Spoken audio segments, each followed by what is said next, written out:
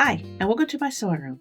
My name's Leah, and today I want to show off what I made with the winner of last month's mini bolt challenge. If you're just joining me, each month I pick 3 mini bolts off my shelf, and I let you choose which one you want me to use up all the way down to the very last scrap. The votes came in, and this was a really close race. But as you can see behind me, the cats with the blue and green was the winner. Thanks so much to everyone who voted. It was fun to see your choices and the reasonings behind them. Sometimes there's a clear winner as the voting goes along, but this time the race was really close. The lead kept going back and forth. First place only won by 1 vote. And second place beat out third place by only 1 vote as well. So thanks again to everyone who voted. And be sure to stick around till the end of the video so you can vote again on the bolt that you want me to use for next month. I've also set aside a few blocks for swapping. I'll talk about that more a little bit later, but let me show you right now everything I made from this fabric, all the way down to the very last scrap. I started out by measuring the fabric to see how much I had to work with. This mini bolt had me working with 1 yard and 23 inches, and once I had my measurement, the challenge of what to do with it was on. The first thing I focused on was the colors in the print. Looking at the prints a little closer, I noticed there were no real gradients in the colors. The only shading is the darker green in the chair, but it's also a solid. So I pulled a stack of my solids to see what inspiration would strike. That one might be okay. Pink's kind of... Oh, no, that one's perfect. Nah, no orange. So I want to pop a color. That's a maybe. This green is good. The green. Here's the blues. Some leftovers. Yep, that's pretty. More oranges. Not digging that one. No, I don't. It's too teal. These are more blues. I want to stick with blues. Don't like this red. Maybe. Alright, I like the dark blue. Again, this one's more teal, so I'm not going to use that one. Probably more of this one if I do an orange. So here's some blues I can play with. And then I'll pass on this one. Maybe just those 3. There's some greens. And a yellow, in case I need a yellow. And purples. I kind of like these purples. Maybe a pop of orange. Alright, so all these are no. These were all too teal. And these oranges are a little more bright than I want to throw in if I did a pop of color. I like red. This is like an orange red, but you know, I'm not really feeling it with these. I think I'll stick with I'll stick with a cool color palette and maybe throw in a little bit of fire over here. Maybe not. Yeah, no red and no pink. So maybe just that right there. This is what I could play with. I like this color palette here. Alright, now I gotta come with a pattern. Before I started designing the quilt, I decided to cut out some of the main fabric to make this on-the-go 2.0 pattern. I decided to cut out the fabric I needed for the bag first, and then I would design a quilt with whatever I had left. Since this isn't my pattern, I can't give out the measurements for that. But after I cut everything out, I had a little more than 1 yard left, and I have come up with an idea for a quilt. So here's my quilt pattern. Just kind of scratched it out. And I've decided to use the purples, the blues, and the greens. Since these black cats have long skinny necks, I'm going to use some slivers of black, so let me get cutting. I still needed to cut out a long piece for the bag pattern as well. It had to be a long skinny directional piece, so I planned to cut that out at the same time as my quilt pieces, which were also directional and needed to be an 18-inch strip, which was plenty long for the last piece I needed for the bag. I needed strips that were 18.5 inches long and 6.5 inches wide. Since this was a directional print with a clear up and down, I had to be careful to turn the fabric while cutting so all the cats faced upright along the 18-inch length. Anything that is smaller than 1 inch is going in the trash. Right, so that's scrap that I'll have to come up with something to do with. This fabric was given to me many years ago. Someone had reached out to me and asked me if I wanted some of their fabric, and I said sure. I went and picked it up, and there was all kinds of fun prints, and this one was in there. I wasn't sure what to do with some of the prints, including this one, so it's been sitting pretty on my shelf until now. I'm going to use my bigger ruler here to cut these, as it has a 6.5 inch line on it. The other ruler I was using stops at 5 inches, but it's not as bulky, so I use it for most of my smaller strips.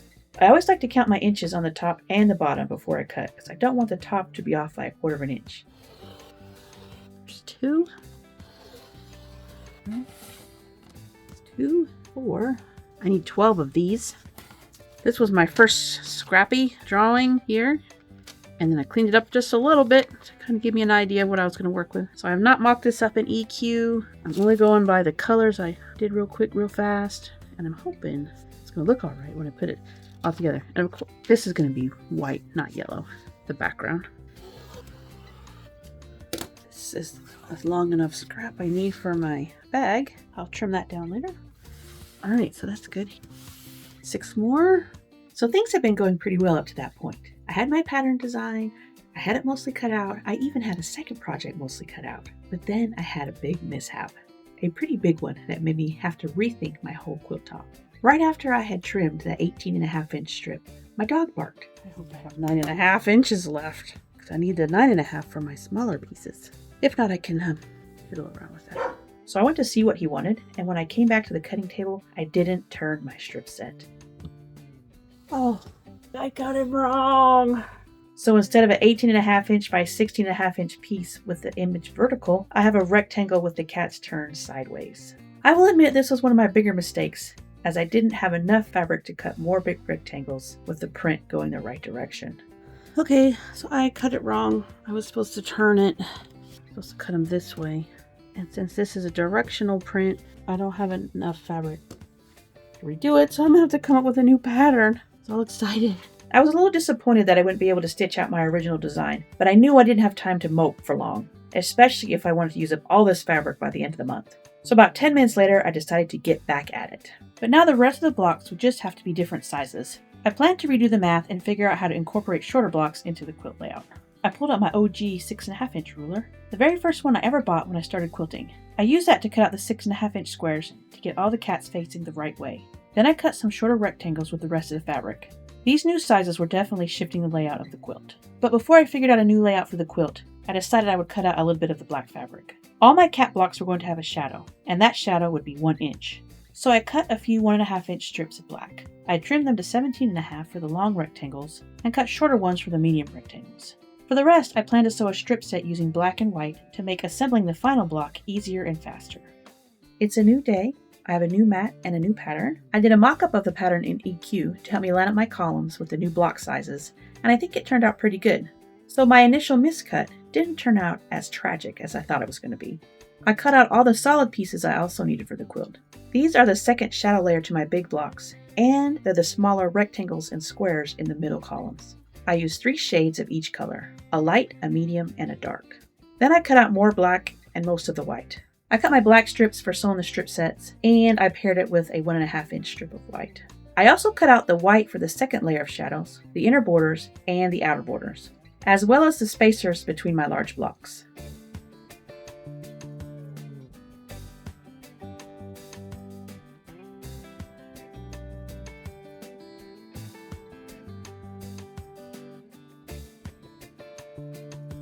So here's the results of my first sewing session. I got my little white squares sewn to the long black strips, and my black and white strip sets sewn, and the white squares sewn onto the larger colored rectangles. Everything is pressed and ready for the next step. I had the long shadow sections done, but now I needed to trim the shorter shadow sections for my strip set. I also needed to make more strip sets for the shadows of the smaller solid squares and rectangles, so I cut more black and white strips for that. I really wanted to show you how I had set up my strip sets and how I had cut them, but I made another boo-boo. To help save space on my camera, I decided I would start and stop the video in between when I was arranging fabric, thinking about things, or when I was double checking my math. But when I set up the camera, I didn't realize I had already hit record. So I went to go record. I actually stopped it. And I paused and stopped, but all I got was video of me thinking, rearranging fabric, and there was no instructions whatsoever. But I did get one useful clip that kind of shows you how I laid up my fabrics when I wanted to cut them. What you don't see is me cutting out the smaller shadows and how I used the leftovers from the bigger shadows to cut my smaller ones so I didn't have to cut any more black strips. Once I had a nice pile, I went back to the sewing machine to chain piece a second round.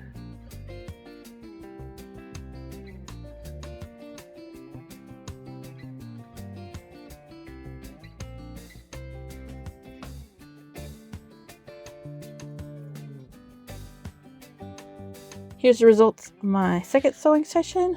I got all the side shadows on all the main blocks and the side blocks. And I got those finished up. My next session, I'm going to sew the bottom shadows. These are all the same width, so they're all going to get that same bottom. These are also all the same width, and they're going to get that bottom. To the sewing machine.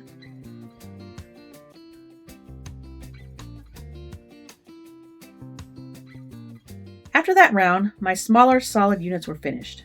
This just left my cat blocks. Chain piecing sessions 4 and 5 went a little faster, as there were only 21 of these blocks. I sewed the sides first, then I gave them a good press, lined up my colors, and went back to the machine to add the bottoms. So after 5 rounds of chain piecing, all my blocks, both big and small, were finished. And with that, I'm ready to start making my columns. This is where the rest of the white will come in. I have my spacers for the larger blocks and spacers for the small solid blocks, as well as the strip sets for the inner and the outer border. I started with the inner strips of solid color blocks. I didn't line these up on the design wall, as the pattern already told me where I need to put each color. Instead of using the design wall, I stacked them in order, and I separated each one with the white spacer blocks, and then I sewed the columns together from the stack. These skinny columns alternate between a solid rectangle and a solid square all the way down. I started with these rows because I knew they would take longer, and I wanted to knock out the hard columns first. Well, it's not that these skinny columns are hard, they are just more time consuming. The other columns that show off the main blocks are bigger and have less blocks, so they sew together really fast. Particularly the rows that had only the 3 really long blocks. Bigger blocks definitely make faster quilts. Once the columns were all made, it was time to put them together. I started by flanking the 4 skinny columns with solid white. I had 2 matching sets for a total of 4 of these strips. Since these skinny strips were the same on both ends, I had to make sure that they were lined up correctly next to the main columns. To do that, I did a quick shadow check to make sure the shadows on each row were going the same direction. Then I flipped the strip onto each other and started pinning. I started with the center column and pinned a skinny strip on both sides. When I added the second one, I wanted to make sure the solid squares and the rectangles lined up evenly between the rows. So I folded one of these strips over for a quick double check to make sure they lined up, and then I pinned it in place. I could have just sewn these strips on without these little adjustments, but the skinny strip columns could have ended up being off from each other slightly, something your eye would have caught as you took in the whole quilt. So a quick alignment and an adjustment if needed before sewing could fix that right up. After all the columns got sewn together, I added a simple white outer border to make it look like all the blocks were floating, and then I quilted it. Since this was a boxy quilt, I decided to skip the curvy meander and went for a straight line meander instead. This process is very similar to regular meandering, but instead of creating smooth curves, you use straight lines and then pivot every so often. Sometimes I cross over a line, similar to what I would do if I was doing a swirly meander. Usually I piece my backings, mainly for 2 reasons. Number 1, I don't have enough yardage on hand for one color to fill a full back. Number 2, if I do have enough yardage to fit the whole length of the back, I usually have an extra 20 or so inches that I end up cutting off. That's the whole length of that fabric, which I don't like adding to my fabric stash pile. I like being able to use up a long piece of fabric and then supplement it with a few strips of other prints from my stash. I have less leftovers that way, and the leftovers I do have are more manageable and can be trimmed down to fit in my stash bins. But this time the quilt was so wide that when I sewed 2 pieces of fabric together, I didn't have a lot of extra fabric left over. And I just got a new bolt of this blue from Missouri Star. It was on sale pretty cheap for an 8-yard bolt, and I bought it with the idea to use it for backings, and it turned out perfect for this project. I used the darker blue solid for the binding. I could have used any color from the quilt, but this was the only one after cutting everything out that had enough yardage for a binding. It worked out perfectly and gave the quilt a nice thin frame all the way around. And with that, my first project was done.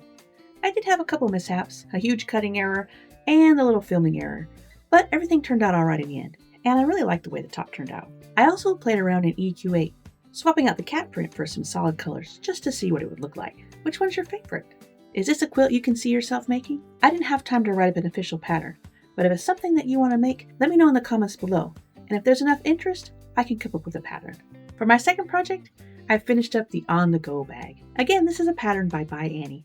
I was introduced to her patterns when I became an Island Boutique ambassador. Each year she would send us a pattern and the tools to make the bag, and I really fell in love with her patterns. I like them so much I have bought several of her patterns myself, including this one.